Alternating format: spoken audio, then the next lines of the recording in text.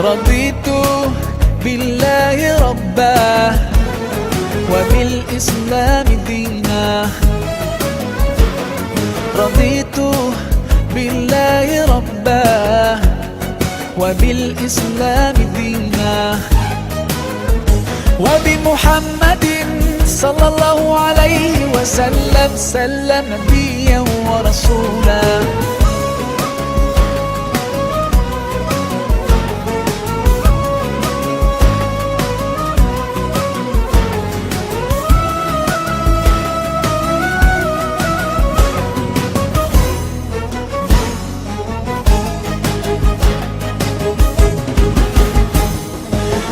حماك ربي غايتي رضاك والقلب في يقين يحيا على هداك ذو الجلال في علاه ما لنا سواه هو واهب الحياة فلنبتغي رضاه القادر الحليم الغافر الرحيم إن قال كن يكن سبحانه العظيم.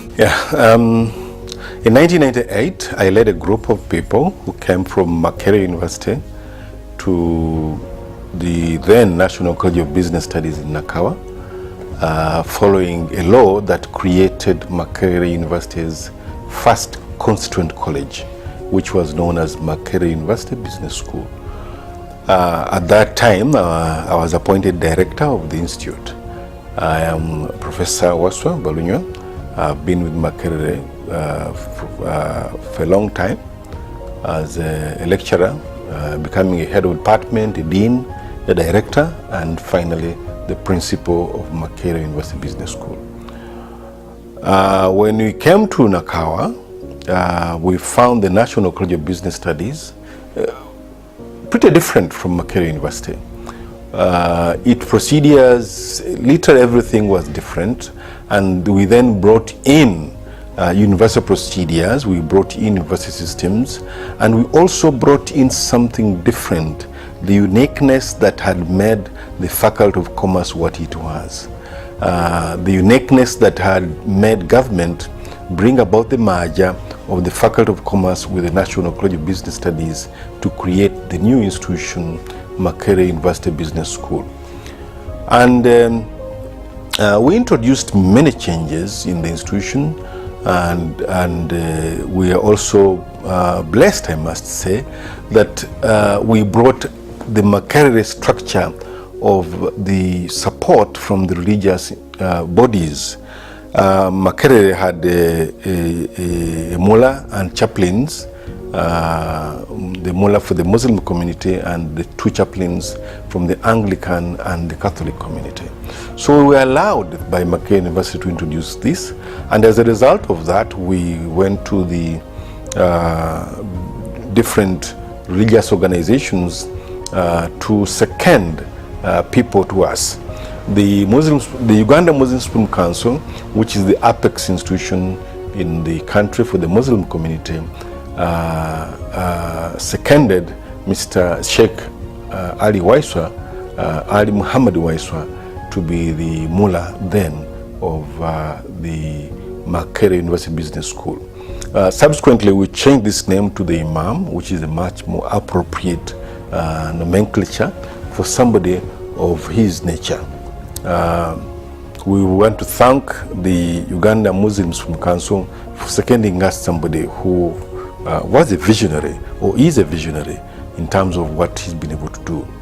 At that time, in the early 90s, in the late 1990s, early 2000, the Muslims who were in Mubs were praying from a certain small place.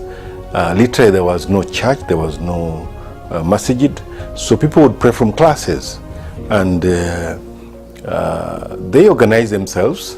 They would pray from outside because there was no building specific for them. I remember it was in 1998 when we moved from the Faculty of Commerce in Makerere officially to take over the former National College of Business Studies in Nakawa as a university to improve management training in this country as directed by the ministry. At that time when we moved from Makerere to Nakawa campus, which was the NCBS then, we found a small but quite vibrant Muslim community. And by then, I remember we had I found two active Muslim staff.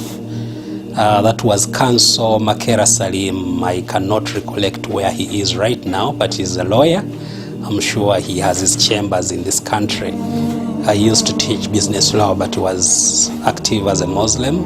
And by that time, he was among the few Muslim staff that used to guide students. The other person I found, the Muslim staff we found, was the old man, Mzee Idi Amani Kaye. He was also active in the Muslim community and also guiding students. So in 1998, when we joined, I mobilized the Muslim students. I wanted to talk to them to know how many they are. So by that time, then I was the third active Muslim staff in the community. We found the Muslim students praying in a small room in the current WTO lab or WTO center. The community was active, but they had a few divisions here and there which were a true reflection of the divisionism that was happening in this country among Muslims. We had some Muslim students who believed in Jamiru Mukuru. We had those who believed in the then Amir Kaketo. So some would refer to the others as Kawarij, others would refer to the others as the Tarafu, and life went on. But they were doing all that peacefully. They were not fighting each other, but you would see the divisionism and notice the divisionism when you talked to them. And of course, there were those who didn't bother. They came to pray and went away. And of course, those were termed as majenjek because they didn't grow the beard. They did not reduce their trousers as per the sunnah. So largely, there were those people who followed the traditional, I should say, old Kampala or Chibuli kind of tradition. So these divisionisms continued for a while. So we had to talk to the Muslim students and appeal to them not to carry the national divisionism in Islam into the institution. And we kept reminding them that when we are in this institution, we are all Muslims, we all face the same Qibla, we believe in the Quran, we believe in all the prophets. So there was no reason for us to have such divisionism. So slowly we started getting the Muslim students together. By that time in 98, as I told you, I noticed whenever I went to pray, I would see about 3 Jamas being performed. One group performs the Jama, they go away, another group performs and goes away. And later when I investigated, I realized these were the different factions, and some people did not want to pray behind or with the others because they didn't have the same ideology. But Alhamdulillah, when we spoke to them, slowly by slowly, they started realizing the need for oneness. And of course, being an academic institution where students come and go, those who were causing this much friction, of course, had to complete their studies, and with time they left. So we started building a solid Muslim community in this institution of Mubs. With time, the WTO was taken over as a classroom first, then later as a lab, so they allocated us Block 10. We started praying in Block 10 over time as we were championing the proposal to have a bigger prayer place. We approached management then through the student leaders. We wrote a request to allocate us land to build a mosque. It took a while, and at a certain stage, students didn't understand why the school could not give us land. So we still had to explain to them that, this has to go to the highest body, which is council, to decide.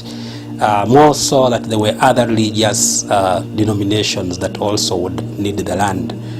So we really had to be patient over time, and the students understood it. While we were chasing for the land, we were also trying to see how we can get a bigger prayer place. But given the demand on the rooms, it wasn't that easy.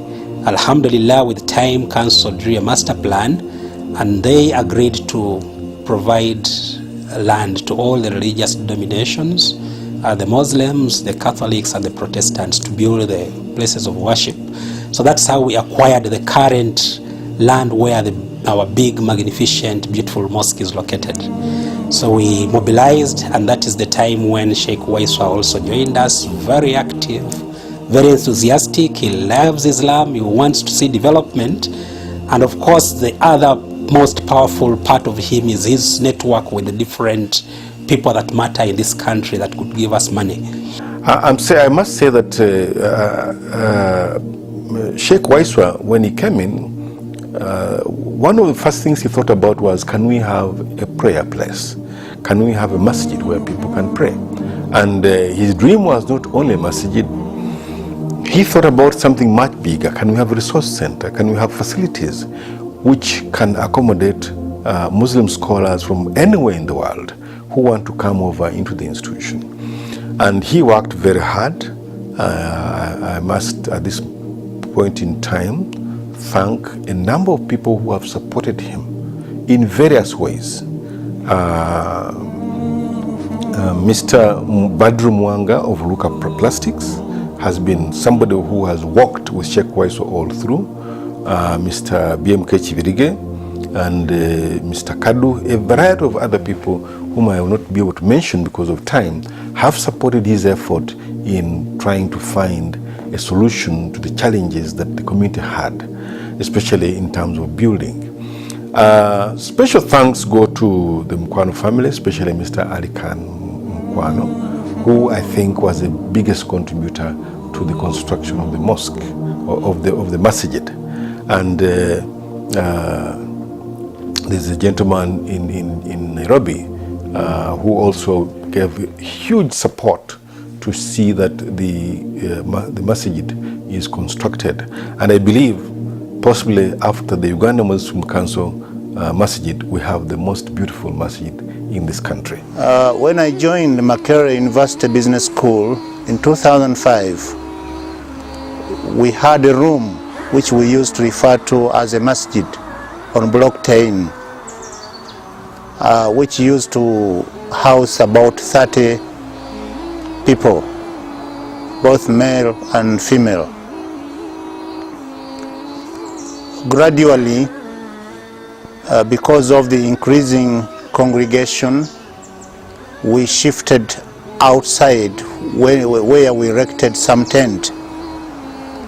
And we started with one tent, but ideally the congregation was keeping on growing until we erected the second one. Abayizi bennyini bebekolangamu omulimu nga balina imam ne chairman waabwe. Oluvannyuma ne tufuna seeka Waiswa Muhammad najja n'atujoyininga ng'era tukyali mu ruumu eyo. Bwe baatulaba nga tufunye Sheikh, community ne yeeyongera nnyo. Sheikh ne tusaala nnyo era olumu olwokutaano emirundi ng'esatu twalinga tusaala enkuba nejja. Naye nga bwe mumanyi eddiini ly'Obusiraamu kasita mubeera mu swala enkuba ne bwejja musigala ne mugimaliriza. Allah omulungi alhamdulillah n'atusaasira ne tufuna omusigiti. Awo abawala baali bajjidde ddala nga tulina abawala nga 20, abawala ne beeyongerera ddala, abawala ne baagala Obusiraamu, abavubuka bennyini ba students ne beekolangamu omulimu ne bayigiriza bannaabwe eddiini. Naye abaana bano ba students Katonda abawa omukisa, baakola nnyo ne balaba nga baagalisa bannaabwe Obusiraamu. It was at that time that we thought it could be very, very important that we have a masjid. Fortunately, the university, Makerere University Business School, had offered the three denominations, the Muslim, the Catholic, and the Church of Uganda,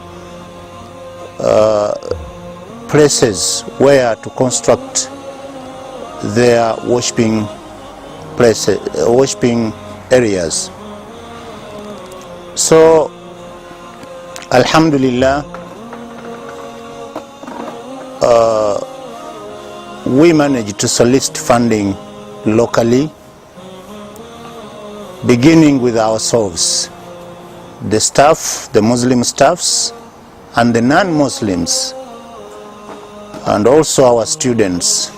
We collected over 7 million shillings from our own, which was rightly a good beginning that we could extend a call outside the communities.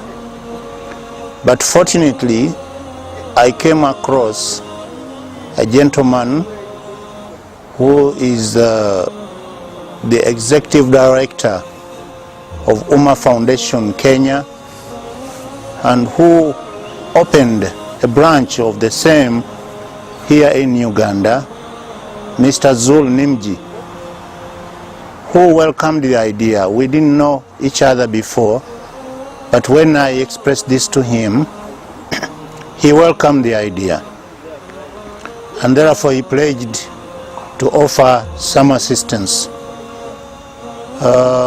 Later on, we were also happy to get the acceptance of Ali Khan, the managing director, Mukwano Group of Companies, who indeed offered to give 50% of the needs to erect that masjid.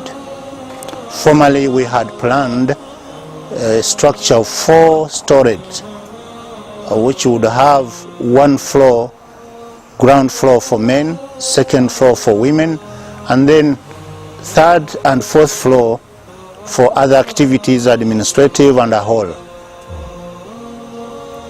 But due to the realization of the funding then, we decided to build the ground floor.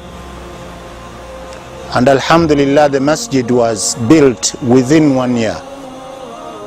It took only 1 year to build that masjid, and we thank all our donors, especially the Mukwano Group of Companies and Ummah Foundation Kenya and Uganda, and the local communities, the Mandela Group of Companies, the gas, petroleum, and many individual members whom I cannot rightly now enumerate, who assist us to realize that goal. And Alhamdulillah, since 2009, when the masjid was opened, up to today, there has been a growing congregation. Indeed, people on Jummah, on Friday, they pray from outside, as you may see from the clips. And on Eid day, of course, the masjid does not suffice. Therefore, we have an intention of putting up a 2nd floor on the masjid, so that we shift the female upward and we retain the males downward, inshallah, because the foundation really allows us to make that extension, and the project is not as expensive. It is actually about 500 million shillings that is required for extending the masjid. This masjid has attracted all the communities around, and we have hosted a number of preachers, both from local and foreign countries, who have visited us in the masjid and delivered sermons. We do annual Ramadan retreat, which actually houses more than 3,000 people. And we, besides this, hold on evening classes to teach Islam and Arabic language from 5 to after Maghrib. And these classes are free. of charge. We have Darasa forums, which are weekly, which some of which are conducted by Imam Cheyune Ahmed Suleiman and many others. We actually offer counseling services to our entire people, be it the students and the staff. We have enabled our students to excel in their studies because the masjid environment has provided them what they need to concentrate on the study. And as the office of the Imam, we have put prizes for those who excel every semester. Every semester we offer them prizes. And this has enabled us to actually get a number of PhDs and also get the first class degrees from our own students. We have also enabled many students who could not meet their dues to be able to finish up their courses. Actually, we have sponsored a number of them out of our own effort as the office of the Imam. The Muslim community, being a minority in the country, they are always in small numbers. And of course, they are proud that the head of the institution is a Muslim. And I have supported the efforts that they have attempted to make in terms of developing the community and its needs. The Imam has a responsibility for the spiritual growth of the students, providing the facilities which can enable people to practice their religion, and giving them the guidance that will give these students and staff the values that Islam requires. I must congratulate Sheikh Waiswa and the entire Muslim community, because over the years the community has been able to excel in various ways. Usually when you see challenges in an institution, you see growth coming up. There are challenges and the institution started growing. But once all those challenges have been addressed, usually an institution has no issues that are substantial, or when they come up, they are addressed. So I would like to thank Sheikh Waiswa for his leadership, because he's been able to address most of the issues that have come up. I know that a large number of our staff have made their hijrah. I know that he has supported a large number of staff in their wedding ceremonies. I know that he's brought a variety of people to come here to lead prayers, to come here and on the Friday kutubas, and the interaction that he's been able to create.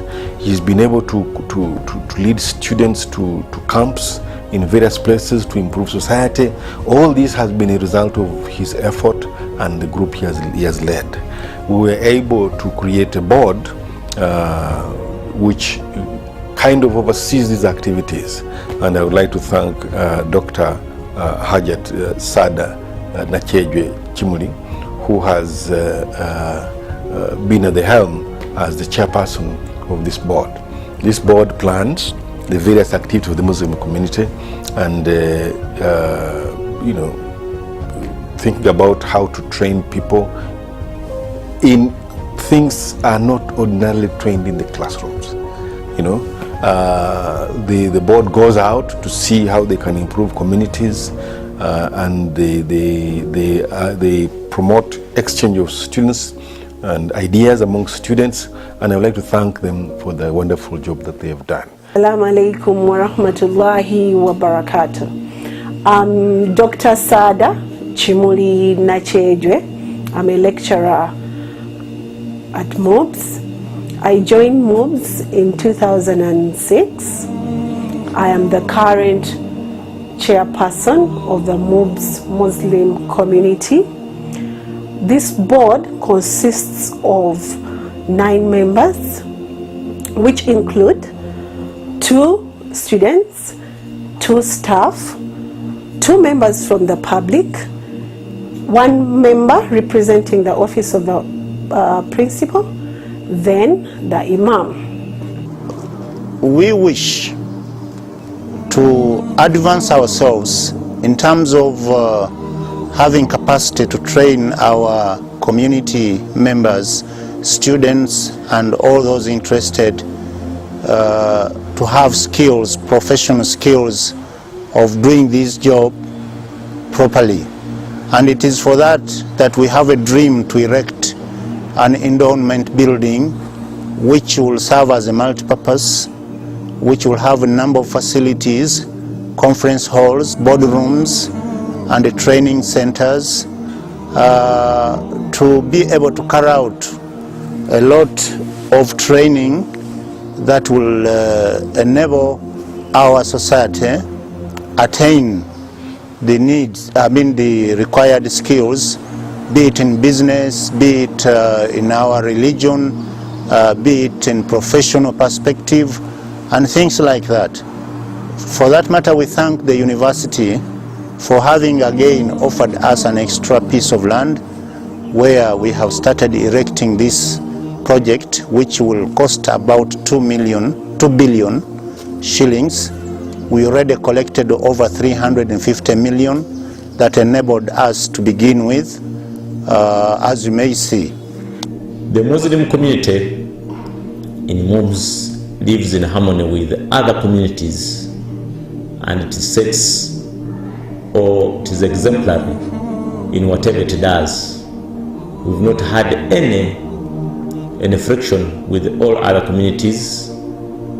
However, they do appreciate and they all support us whenever we need their help. And this, I also appeal to other people of other faith who can contribute to our projects so that we can have the student center and the library completed, and then we move on to the project of building the Imam's residence.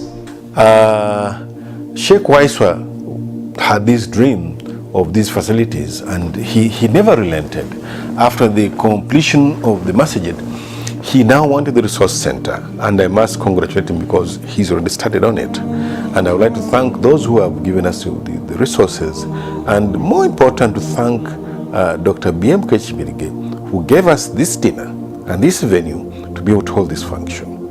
I hope that we shall not let him down as Muslims who are here, as friends of Muslims who are here, to be able to contribute to the completion of the resource center.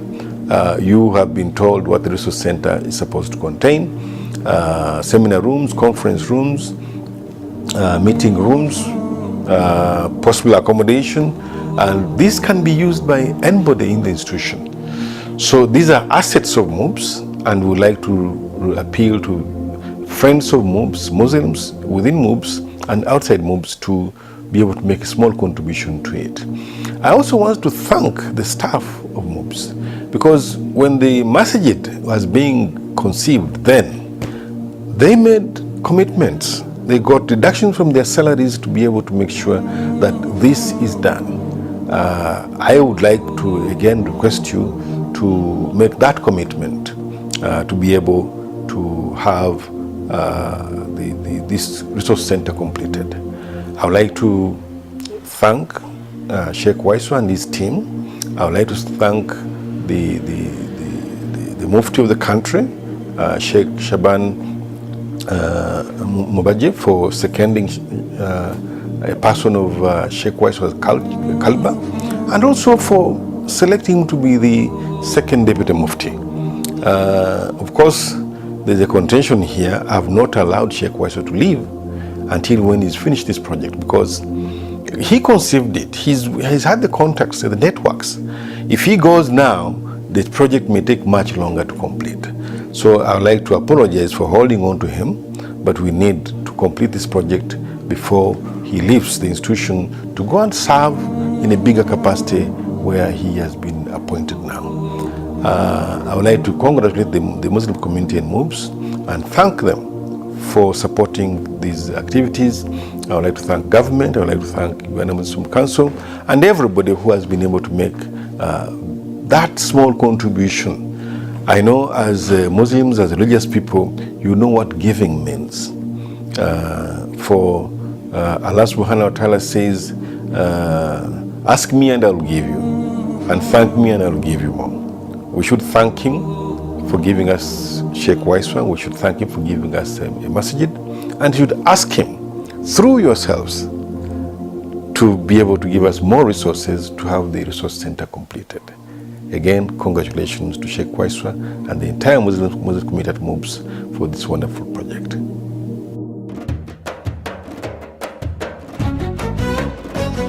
رضيت بالله ربا وبالإسلام دينا رضيت بالله ربا وبالإسلام دينا وبمحمد صلى الله عليه وسلم سلم نبيا ورسولا